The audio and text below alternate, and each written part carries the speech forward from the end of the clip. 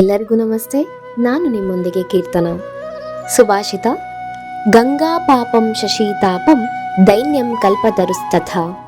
ಗಂಗಾ ಪಾಪಂ ಶಶೀತಾಪಂ ದೈನ್ಯಂ ಕಲ್ಪತರುಸ್ತಥಾ. ಪಾಪಂ ತಾಪಂಚ ದೈನ್ಯಂ ಚ ಜ್ಞಂತಿ ಸಂತೋ ಮಹಾಶಯಾಃ. ಪಾಪಂ ತಾಪಂ ಚ ದೈನ್ಯಂ ಚ ಜ್ಞಂತಿ ಸಂತೋ ಮಹಾಶಯಾಃ. ಇದರ ಅರ್ಥ, ಗಂಗಾ ನದಿ ಪಾಪವನ್ನು ನಿವಾರಣೆ ಮಾಡುತ್ತೆ.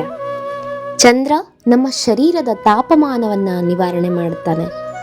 ಕಲ್ಪವೃಕ್ಷ ನಮ್ಮ ದೀನತೆ, ಅಂದರೆ ನಮ್ಮ ಅಸಹಾಯಕತೆ, ನಮಗೆ ಬೇಕಾಗಿರುವಂತಹ ವಸ್ತುಗಳನ್ನಾಗಲಿ ನಮ್ಮ ಅಪೇಕ್ಷಿತ ವಸ್ತುಗಳನ್ನು ನಮಗೆ ಕೊಡುತ್ತೆ.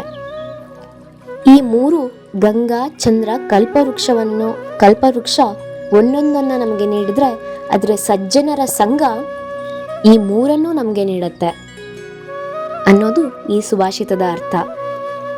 ಒಂದೇ ಮಾತಲ್ಲಿ ಹೇಳೋದಾದರೆ, ಸಜ್ಜನರ ಸಂಘ ಹೆಜ್ಜೆಯನ್ನು ಸವಿದಂತೆ. ನಮಗೆ ಬೇಕಾಗಿರೋದೆಲ್ಲ ಸಿಗಬೇಕು ಅಂದರೆ ನಾವು ಸದಾ ಸಜ್ಜನರ ಜೊತೆ ಇರಬೇಕು.